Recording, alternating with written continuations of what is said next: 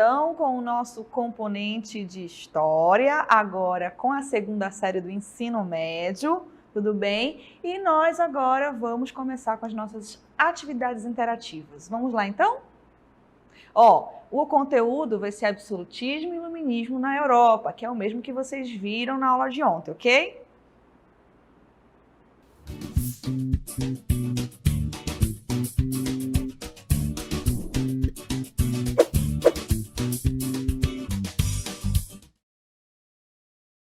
Então, como o nosso caderninho avisou aí, o apogeu do absolutismo ocorreu em meados do século XVII, sendo a França o país onde melhor se manifestou esse tipo de governo, que priorizava apenas uma alternativa correta. Daqui a pouco nós voltamos para essa discussão.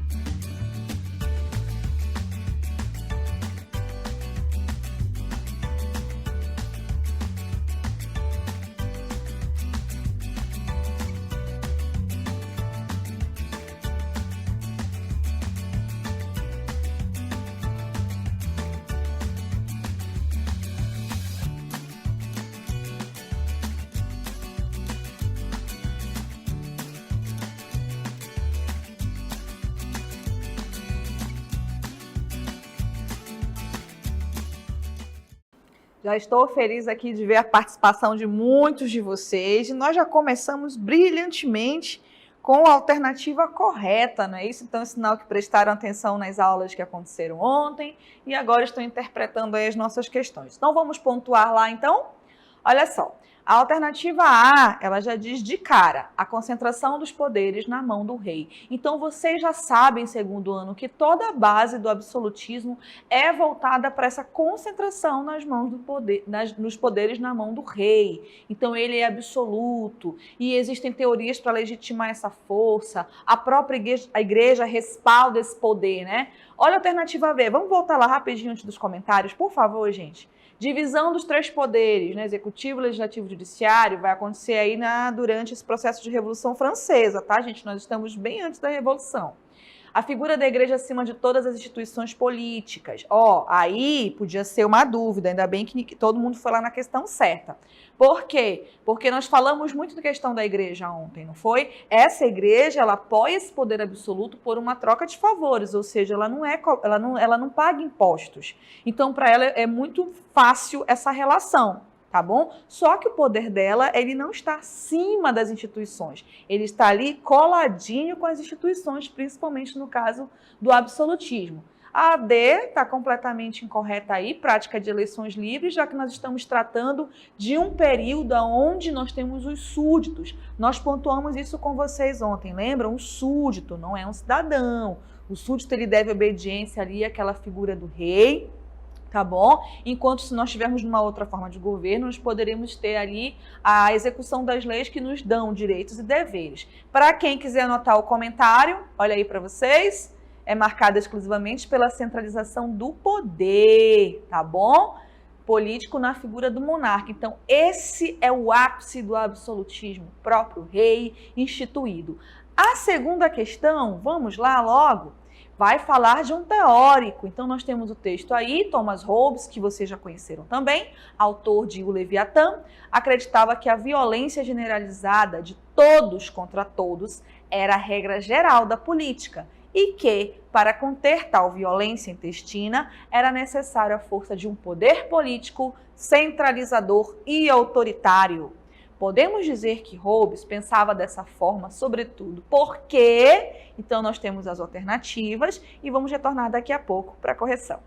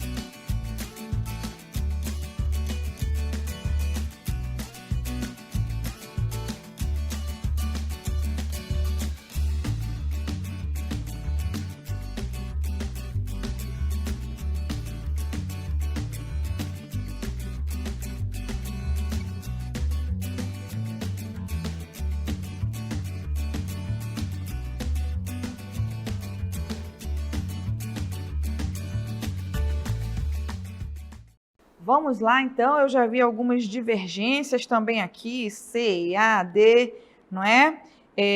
Então, vamos lá para a correção? Olha aí, nós temos as alternativas e aí a gente tem que... A questão é, qual era o momento que Thomas Hobbes estava vivendo? Então, olha aí.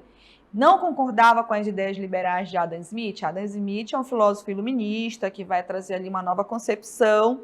Então, apesar de terem ideias ali altamente contraditórias, gente. Por quê? Adam Smith é um iluminista, ele vai trazer uma transformação de reflexão, enquanto eu tenho ali Thomas Hobbes, que é um teórico absolutista. Então, alternativa A, eliminada. B, concordava com as ideias contratualistas de Jean-Jacques Rousseau. Jean-Jacques Rousseau, para quem não lembra, é um dos filósofos que vai ali contextualizar a Revolução Francesa, que é totalmente contrária ao absolutismo também. Então, eliminamos a letra B. Letra C, vivia na época das guerras civis religiosas, e letra D, vivia na época do terror revolucionário francês. Esse terror revolucionário também, ele vai ali casar com a revolução, então a nossa alternativa correta é a letra C, eu vou explicar por quê. Veja bem, Thomas Hobbes, ele era inglês, tá, gente? E ele estava ali vivendo uma situação religiosa completamente complicada. Por quê? Porque vocês aí, como diz o texto, ó, vivia um momento turbulento na Europa, principalmente na Inglaterra. Sua vida estava dentro do contexto de sucessivas guerras religiosas entre católicos, puritanos. Lembram dos puritanos que nós citamos, não é, na aula anterior? Falando que os puritanos, na verdade, eles têm uma nova visão religiosa, e os anglicanos, que era a religião ali que Henrique VIII instaurou na Inglaterra. Então, o que aconteceu? Olha aqui para a professora, como diz o texto. Ele viveu esse momento de conflito, ele estava ali vendo 3 religiões, os católicos, os puritanos, os anglicanos. Então, isso fez com que ele percebesse, e nós voltamos lá para o texto, que quando acontece a desordem com a população, olha o que o texto diz, quando há desordem, quando não tem uma regra política, isso tem que ser contido e com uma força autoritária e centralizadora. Então aí nós percebemos que o momento que ele viveu naquele ambiente foi que o levou a teorizar sobre o absolutismo é importante, porque impor, mesmo que de maneira autoritária, é importante para conter a violência, tá? Então aí temos algumas alternativas. Já agora a pessoa já está corrigindo. Então, gente, muito obrigada aos nossos alunos. Não dá para citar todo mundo agora. O segundo ano veio com tudo, né? Isso é muito bacana. Então, fico devendo aí para vocês, mas tem aqui, ó. Rodrigo, já explicamos a letra C, tá bom? Isaac, João Paulo ficou na dúvida, tá? Temos aí a Uniele, o João Vitor também. Então, queridos, muito obrigada pela participação de vocês nessa questão. E agora nós vamos para a última de história. Aliás, última não, gente, terceira.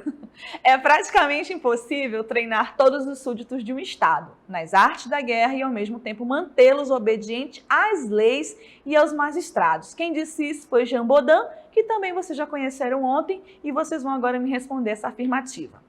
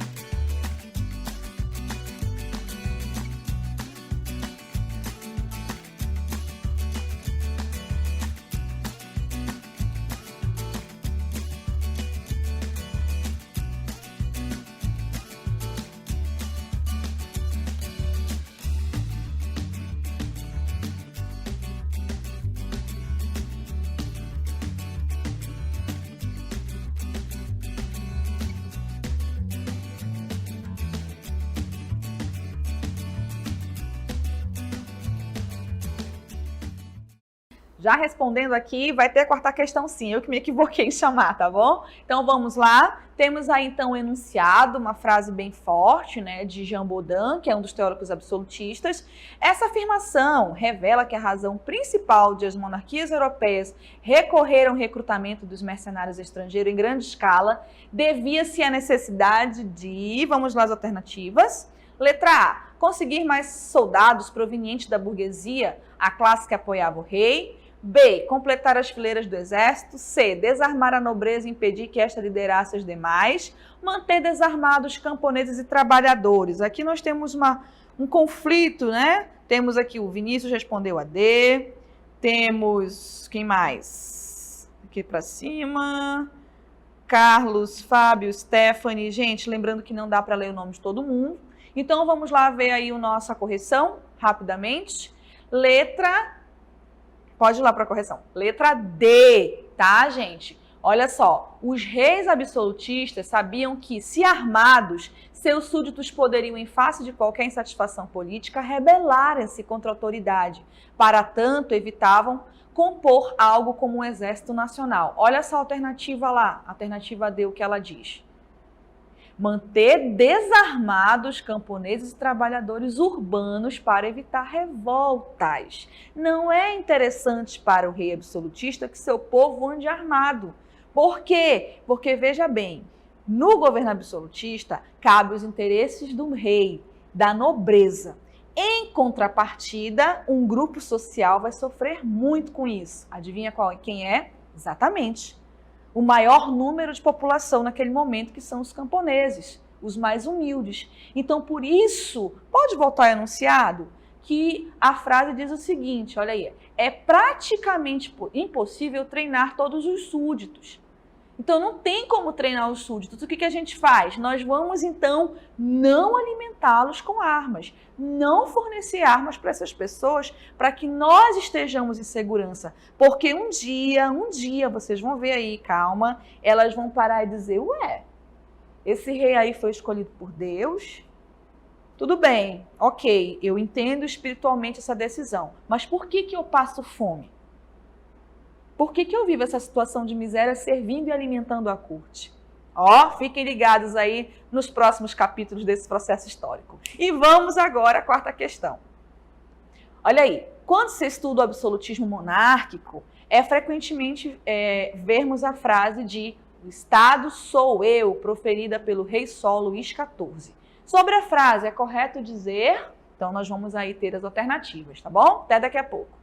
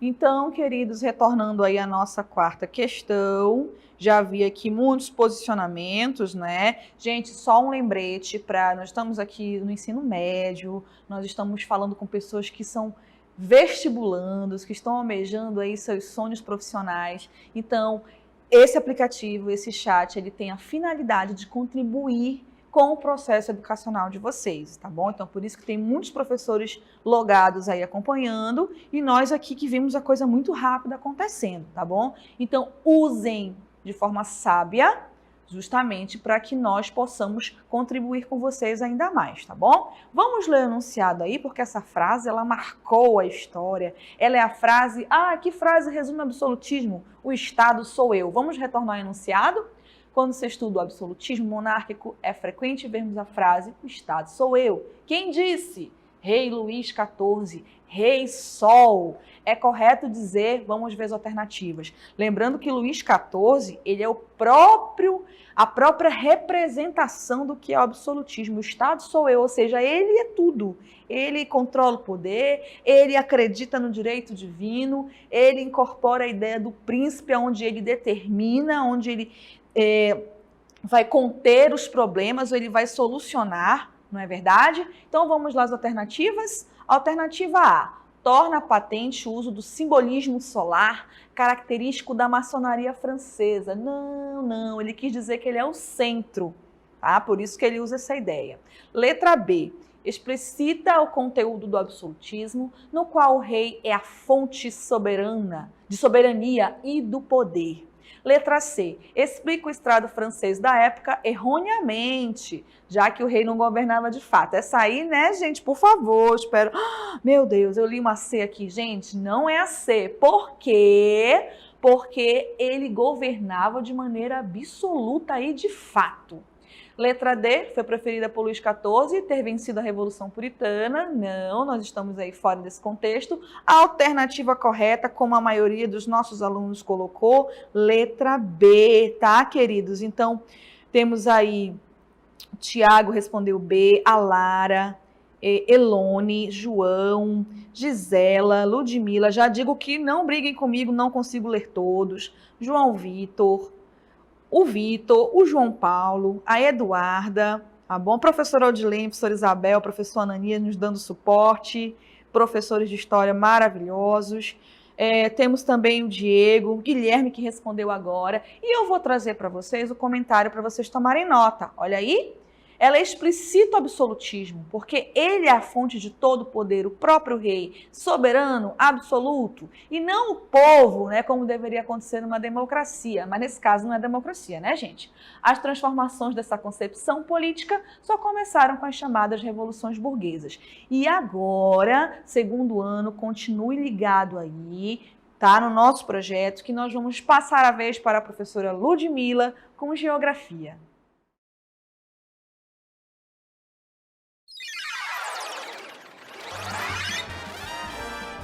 A sua aula continua no próximo vídeo.